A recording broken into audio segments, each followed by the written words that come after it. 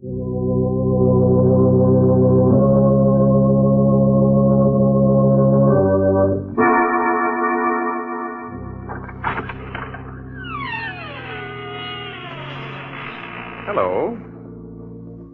Hello?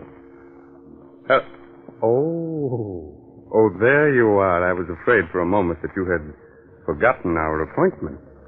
Why, you almost scared me to death. And that won't do after all the pains I've taken to scare you. You remember me, don't you? I'm your host on behalf of the makers of Carter's Pills. And you're to be my guest tonight in the mysterious circle of the inner sanctum. Come in, friends, won't you? Thank you. Take that chair by the fire. Good. And you'll become accustomed to the dim lights in a moment. Don't get too comfortable, because we'll have you out of that chair with thrills and chills, shivers and quivers. You're on our side, aren't you? You'd better be. But don't worry. Instead of the arch criminals haunting us, we're going to haunt them. We're going to scare the daylights out of them. Yes. Welcome, then, friends. Welcome to the mysterious circle of the inner sanctum. And listen to as weird and strange a tale as ever was told. The amazing death of Mrs. Putnam.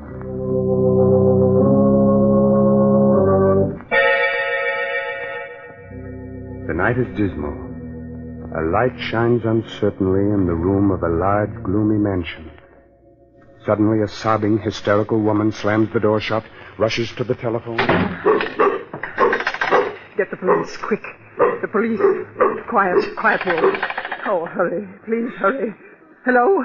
Hello? Police department? This is Mrs. Putnam. You've got to save me from them. They'll kill me. Put that telephone down. Help! They're going to kill me. I'm being murdered. Where are you? Who they're are you? killing me. Help!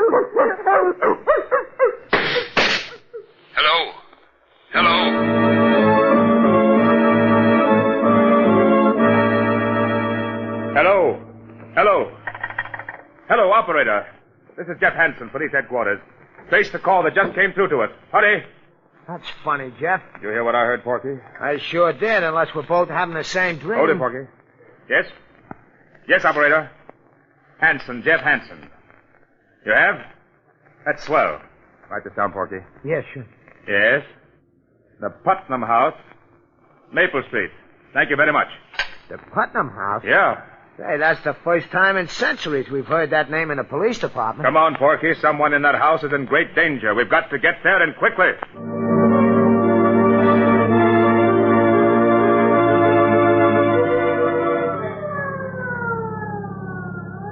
Put your foot all the way down on the gas. Oh, what's all the excitement, Jeff? It's just another murder case or something. We get 'em wholesale. Maybe you're right, Porky. You're too jumpy lately, Jeff. What's the matter with you? Oh, nothing. Just on edge. You ought to get married. Then you'd have so many other troubles you wouldn't have time to think of yourself. You know, everybody should get married. At least once. Especially you, Porky. Oh, I'd get married tomorrow if I knew a girl who'd love me for myself alone. Keep your eyes on the road, Miss Advice to the Lovelorn. All right. I forgive you for the crack. Now, look, Jeff. You and me is a great detective. Only you can solve everything but the mysteries of the heart. So what does nature do? Nature endows me with the wisdom which you ain't got in that department. Ain't nature wonderful? Sending me to straighten out your amours. Now, first of all, you gotta learn to treat love light. This is Maple Street, Porky. Oh, okay. I'll take up the lessons in love where I left off later. Pull up, Miss Lovelorn. Here we are. Let's go. All right, Jeff. It's a pretty old house. Ain't exactly a haunted place, but a ghost could feel at home here. Don't be silly. This house is fairly modern. What are you muttering about? I'm counting the stairs. Didn't you teach me to observe everything? 7, 8, 10. Now remember, keep your eyes open and your mouth shut. You know how reliable I am, Jeff. Yeah, I do. Yes? We're from police headquarters. One moment, please. You can't come in like that. It's all right, Williamson. Yes, Miss Lewis. Come in, please. Thank you, miss. My name is Jeff Hansen. This is poor Ed Lamb, better known as Porky. I'm Lois Putnam. How you doing, Miss Putnam? Did you say you were from police headquarters? Yes? That's odd. How did you find out so soon? We had a telephone call. From whom? It was a woman. I believe she said her name was Putnam. What? Oh, no. When did you get this call? Only a few minutes ago. The woman screamed that she was being murdered. She cried out for help. Oh, no. What in heaven's name are you talking about? My aunt is dead. Dead? Yes. She died 2 hours ago. Her name was Mrs. Putnam? Yes, Martha Putnam. You say your aunt died 2 hours ago? Yes. But we received a phone call for help only 20 minutes ago. That's impossible. Are you sure the call came from here? It was traced to your number. Besides, I believe the woman said her name was Mrs. Putnam. Isn't that right, Porky? It sounded like it. This is some idiot's idea of humor. The poor woman has been dead more than 2 hours. Lois, you should rest. You haven't closed your eyes. I will, Doctor. These men are from police headquarters. Oh? This is Dr. Holloway. Doctor? Detective Hansen, did you say? Jeff Hansen. This is Ed Lamb. Hi, Doc. Were the police informed of your aunt's death, Lois? They traced a strange phone call back to this house, Doctor. Somebody screamed for help. From this house? Yes. Then why didn't we hear it? Perhaps we made a mistake. However, we're forced to sort of look around. Please forgive us, Miss Putnam. Do whatever you like. Thank you. Well, perhaps you'd better lie down, Lois. I'll be all right. Porgy, I want you to make a thorough search of the house and don't let anything go unnoticed. You betcha. Oh, Doctor. Yes. Be back in a moment, Lois. What is it? If you don't mind, Doctor, Do you wish to ask me questions? Please. Quite all right. What caused Mrs. Putnam's death? The causes of her death were quite natural. A blood clot lodged itself in the veins of her heart. You may have heard it called coronary thrombosis. How many members are there in the family? Well, there's Lois and Mrs. Putnam's brother. He's very ill, and his sight is failing. Is there anyone else? Yes, there's Joel Adams, the gardener. He lives in the back of the garden. He and the butler have been with Mrs. Putnam for years. Would you mind, Doctor, if I looked at Mrs. Putnam? If you wish, just follow me.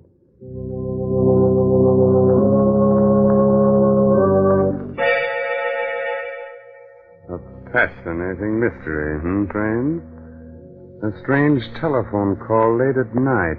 A woman screams for help, a dog barks, 2 shots ring out, and then the police dash to the house and find that the woman died of natural causes 2 hours earlier. Riddle me that, my friend. Oh, have no fear, for the day of ghost-like voices from the dead and the day of superstition is past. Or is it? We shall see. We shall see. This way, Mr. Hanson. Thank you. Why do you keep this door locked? Oh, simply to avoid any scenes. They're all so high-strung. Oh. What's the matter with your hand, Doctor? You mean this bandage?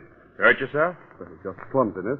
While cutting some gauze, I snipped my hand. It bled rather profusely. I'm sorry for all this inconvenience, but in my business, it's wisest to check on everything. I understand. You wish to examine the body more thoroughly? No. No, I don't think so.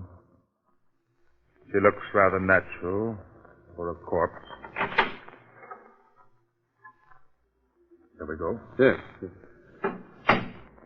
May I see the butler now? Yes, this castle will bring him in just a few moments. After I see him, I'd like to talk to the others, too. Oh, you'll be tactful with Lois, won't you? She's quite broken up. She was attached to the old lady. Of course. Did you ring for me, Dr. Holloway? Yes, Williamson. Detective Hansen wishes to talk to you. Yes, sir. And now, if you'll excuse me, I'll take a look at Lois. Quite all right, Doctor? Excuse me. Your name is Williamson, I gathered. Yes, sir. How long have you been working for Mrs. Putnam? 32 years. A long time, isn't it? Yes, sir. By the way, did you hear any odd noises or screaming this evening? No, sir. You did hear 2 shots, though, didn't you? No, sir. You're not frightened, are you, Williamson? Yes, sir. Yes, sir, I am. This house isn't what it seems on the outside. Oh? No, it's full of hatred. Everyone hated Mrs. Putnam, and she hated all of us. The Lord found vengeance. She didn't deserve to live. There wasn't a kind thought in her head. Who killed her? The devil took her. Who fired those 2 shots? Lightning struck twice. Where is the dog? In Hades with his mistress. Don't think you're fooling me, Williamson, by avoiding my questions. Take me to Mr. Putnam's room. Yes, sir. It's right here. He's very ill, though. Shall I knock? No. No, you may go. Yes, sir.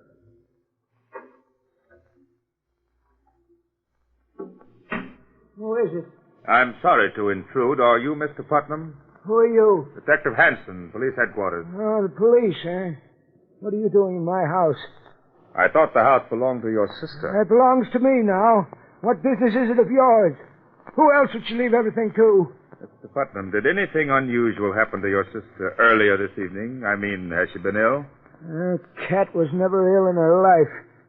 Would there be any reason for anyone murdering her? Murder? I don't know. Maybe. She's hurt each and every one of us. She ruined Lois' life by sending her fiancé away many years ago. She made me into the wreck I am with her cruel tongue and her devilish disposition. She was responsible for the death of the gardener's wife long ago. Hasn't done a kind thing in her life. If she's been murdered, then I say good riddance. Is it possible that all of you had given her cause to treat you that way? Don't you dare say that. You stupid, foolish maniac. You didn't know her. How dare you? Get out of my room. Get out of my house. Get out of my... I'm sorry, Mr. Putnam. I didn't mean to upset you. I'll go now. Jeff. Hey, Jeff. Yes, Porky? Hey, I've been looking for you. Yes? Yeah, I've been all over the house. I checked on everything. 15 rooms, 19 windows, 8 beds, 3 fireplaces, and 3 bathrooms. And nothing looked suspicious? No. You think maybe there is some mistake, Jeff? I don't know. A phone call being traced here is absolute. They never make a mistake. But her voice and her death almost 2 hours before we got the call makes it strange. I must confess I'm stumped. Did you talk to everyone?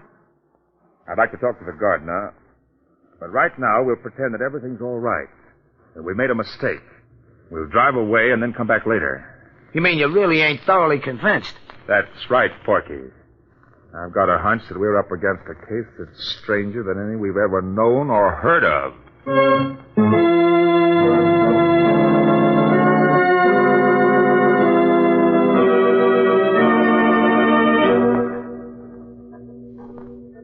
Get in the car, Porky, and don't look back. Right, Jeff. I don't want them to think that we're even slightly suspicious. They may be watching us from the window. Throw on your lights and get the car started. Yep. Porky. What, Jeff? Don't move. Just look over there. Where? Right straight in the beam of the light. Well, I don't see... Oh, you mean? In the garden. That mound of earth. It looks kind of fresh. Right. Holy Mazuma. You think maybe somebody's buried under there? We'll soon find out. Drive the car down a few blocks. We'll come back on foot and very quietly. Jumping catfish, Jeff.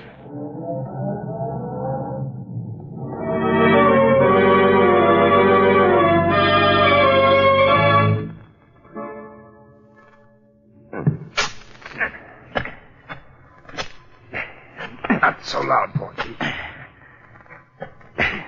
Don't hit the rock. Just loosen it. How much deeper are we gonna dig, Jeff? The earth is still soft.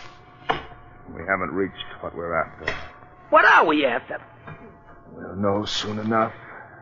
You think the old lady might be buried here and the body in the house is somebody else? I don't know. Hey, Jeff. Huh? Jeff, I hit something firm with my shovel. Feels like a body. All right. Don't use the shovel anymore. We'll dig with our heads. Porky, you're right. It is a body. Yeah, it feels like it's wrapped up in a rug of some kind. All right. Get a grip on it. We'll pull it up. Okay. Let's go. It's the dog. The dog we heard barking on the phone. Then there were shots, and that woman's voice did come from this house. They killed the dog and the woman, too.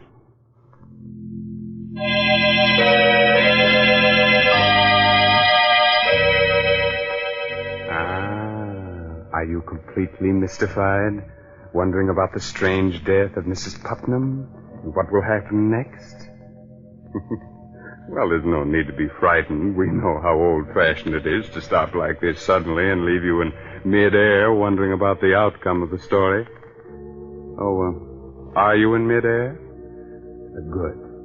Good. But we assure you everything will come out all right. We won't let you down. And this is as good a time as any to remind you of someone else who won't let you down. The makers of Carter's Little Liver Pills. When you don't feel good, try Carter's Little Liver Pills. They do the work of calomel, but have no calomel in them. For they are simple pills made of vegetable drugs. They wake up the flow of one of our most vital digestive juices.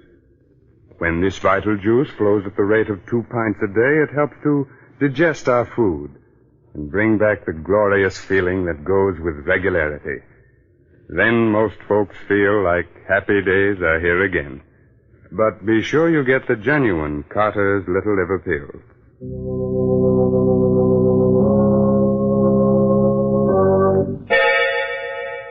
Now let's solve tonight's inner sanctum mystery. Where were we? Oh, yes. Jeff and Porky had just unearthed the body of a dog. The dog we heard barking on the phone. Then there were shots, and that woman's voice did come from this house. They killed the dog and the woman, too. Oh, I just swallowed a lump that had nails on it, Jeff. Porky, down. What's the idea? Throw me right into... Shh. Someone came to the window.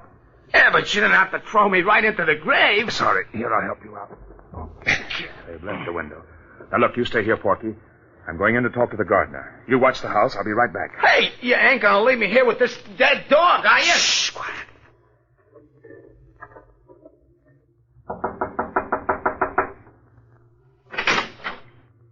What do you want? I'm from police headquarters. You better let me in. What do you want? I want some information about that dog that was buried in your garden. You're crazy. Who buried it there? There's no dog in my garden. Was there a dog in the house? I don't know. You'd better answer my questions, Mr. Adams, unless you prefer going to jail. I don't know anything. Who killed Mrs. Putnam? Everybody. Everybody hated her. What do you mean by that? Everyone in that house wanted her to die.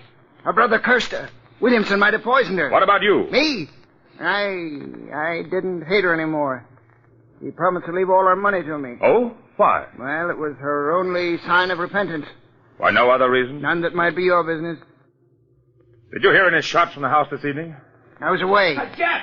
Jeff! What is it, Porky? Hey, come quick, Jeff. What's happened? I had a brainstorm. Hurry, Jeff, hurry, come on. You'd better not leave your house, Mr. Adams. I'll be here. What's up, Porky? The windows. Huh? While I'm out here watching the house, I casually count everything. The stairs again. I count the colored bricks and the large bricks, and then I count the windows. Count them, Jeff. What are you driving at? Count them. Come on, walk around the house. Huh? Count them.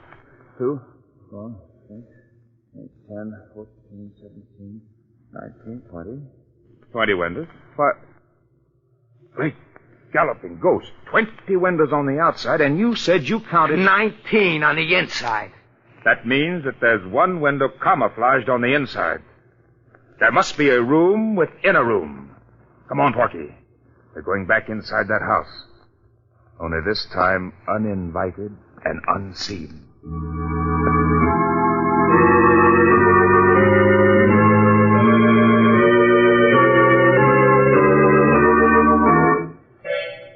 You think maybe the room is up around here, Jeff? Just keep trying, Porky. Run your fingers over every inch of wall and furniture. Yeah. You got something? Heart failure. I got a splinter in my finger. Why did I ever... Shh, quiet, Porky. I think I've got it. No kidding? Get over here. Have your gun ready? There's a little knob here in back of the bookcase.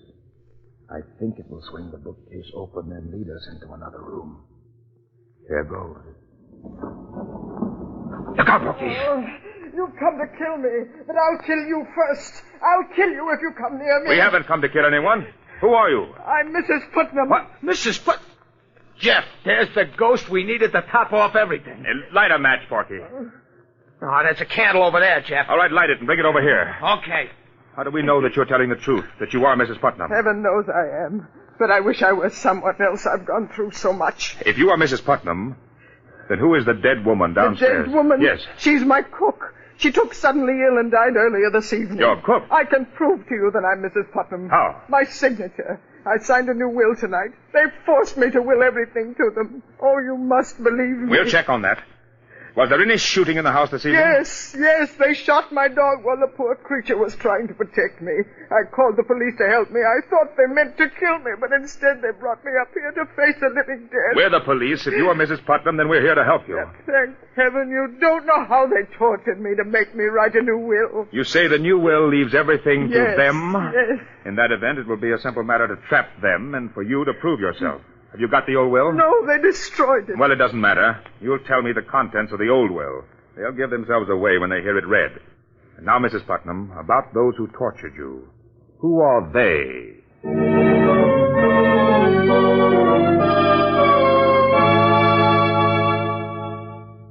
I'm grateful to all of you for not objecting to my presence at the reading of this will. Well, having you here, Detective Hanson, is best for all of us. We're really obliged to you for your kindness. Thank you, Miss Putnam. And now, if all of you don't mind, Dr. Holloway, Mr. Putnam, Williamson, Adams, I'll be brief. Oh, Porky, wheel Mr. Putnam's chair a little closer. Right, Jeff. I had the courts appoint me to see that this will is made valid and legal. Now, this is it. I, Martha Putnam, being of sound mind and body, do hereby bequeath my entire fortune and all my worldly goods to Joel Adams, my partner. Oh, no, you've made a mistake. Careful, Lois. What did you say, Miss Putnam? That isn't my aunt's last will. Lois.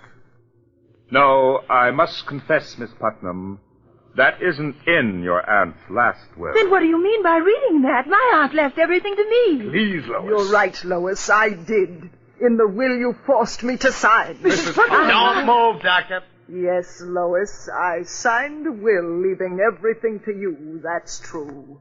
But only because you and your darling doctor forced me to. Oh, I never dreamed that my own flesh and blood would be that selfish. Just a moment, Mrs. Putnam. The conspiracy to spirit you away and bury the cook in your place was entirely my idea. Don't blame Lois. It was a clever plot, my friends, and it might have worked, but fortunately you made mistakes.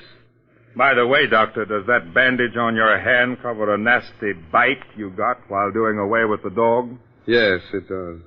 I confess to everything, Mr. Hanson, but Mrs. Putnam is as much to blame as anyone. Everyone who ever lived in this house hated her. With all the money you had, Mrs. Putnam, you never did one decent thing in your whole life. You distrusted everybody and hurt everybody. And so we plotted to get you out of the way. Fate was kind enough to provide us with your cook as the means. With your money, we could have gotten something out of life. You'll get life now, all right, without her money.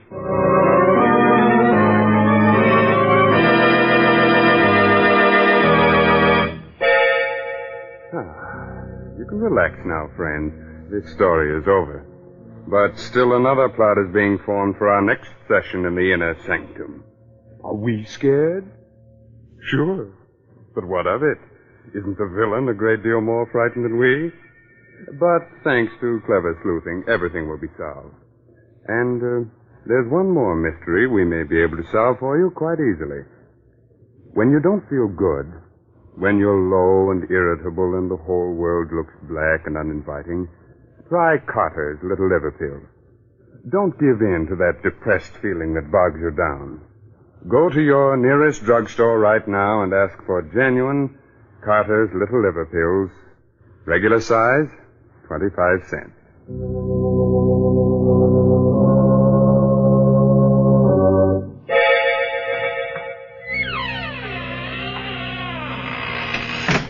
There now. We've closed the door to the inner sanctum for another week. Time to go. But spread the news to all arch criminals that we shall ride again in their pursuit next week. This is no laughing matter for them, my friends, so take your tongue out of your cheek. That's better. Remember, we'll expect you next week at this same time in the mysterious circle of the inner sanctum. Oh, By the way, you like good mystery stories, so be sure to read this month's Inner Sanctum mystery, The Case of the Solid Key, by Anthony Boucher. Good night.